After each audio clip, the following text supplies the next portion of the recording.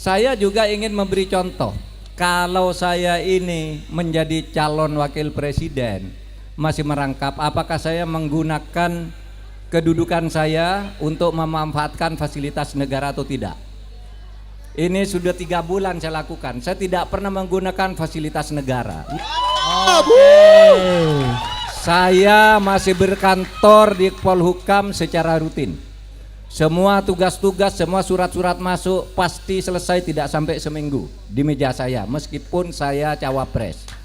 Dan saya minta kepada pemerintah daerah yang kenal baik dengan saya, jangan menjemput saya atau melayani saya kalau saya ke daerah.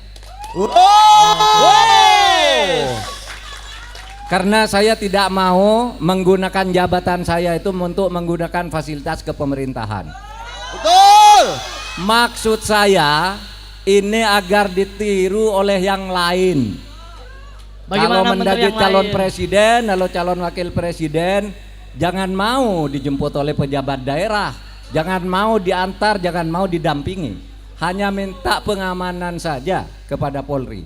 Oleh sebab itu, saudara, di daerah-daerah ini banyak teman baik saya. Banyak juga yang saya promosikan, ada yang menjadi pangdam, ada yang menjadi PLT gubernur, ada yang menjadi pejabat bupati wali kota. Semuanya saya bilang ke staf, kalau saya datang ke daerah dia, jangan hubungi dia untuk menjemput saya atau berkomunikasi dengan saya atau menjamu saya. Jangan hubungi dia, kasihan dia nanti dipecat kalau menghubungi saya. Saya bilang. Oke. Mantap. Karena fenomenanya orang kalau dekat-dekat dengan lawan politik itu itu susah, segera dipindah, segera dinaikkan, tapi sebenarnya ditendang ke atas, dan macam-macam. Oleh sebab itu semua pejabat yang kenal saya yang selama ini baik-baik saja, kalau saya datang ke daerahnya Anda usah ikut menjemput agar tidak berbahaya bagi Anda, bagi karir Anda. Itu yang saya katakan. Kemudian itu ternyata situasinya tidak berimbang. Pihak lain tampak menggunakan jabatan. Betul. Jemput, diantar dan sebagainya. Malah yang terakhir ini menteri-menteri yang tidak ada kaitannya dengan politik juga sudah ikut tim sukses. Tabrak. Siapa itu? Singkat, ces gitu, Bro. Iya kan? Betul. Oleh sebab itu saya kira percontohan saya ya sudah cukup. Tinggal menunggu momentum, karena ada sesuatu tugas negara yang harus saya jaga. Jangan sampai kacau apa yang sudah jadi, harus saya jaga dalam rangka transisi.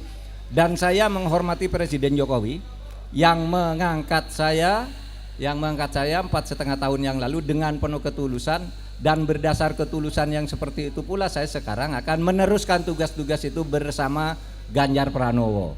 Tinggal ya kalau saudara lihat sekali lagi pidato saya pada pada akhir debat yang keempat itu, pidato saya yang pertama kan gitu. Saya mengucapkan terima kasih kepada Pak Jokowi dan saya sekarang akan bersama Pak Ganjar Pranowo. Itu berarti menunggu momentum, menunggu transisi, juga menunggu karena menyangkut politik, strategi politiknya dari partai pengusung melalui TPN. Itu harus disiplin begitu, tidak bisa colong pelayu pergi begitu saja dari Pak Jokowi, tapi juga tidak bisa kita lalu menghindari aturan-aturan organisasi di mana saya sudah bersepakat akan melakukan itu pada saatnya. Agar saya tidak lebih terikat dan agar yang lain tahu kalau mau menjadi pejabat itu jangan menggunakan jabatan untuk kepentingan politik. Tapi itu dosa politik, itu dosa politik yang akan meracuni generasi muda. Tabrak, Bro. Berarti Prof Mahfud berkomitmen sampai pada waktunya Prof Mahfud akan mengundurkan diri untuk menghindari konflik of interest.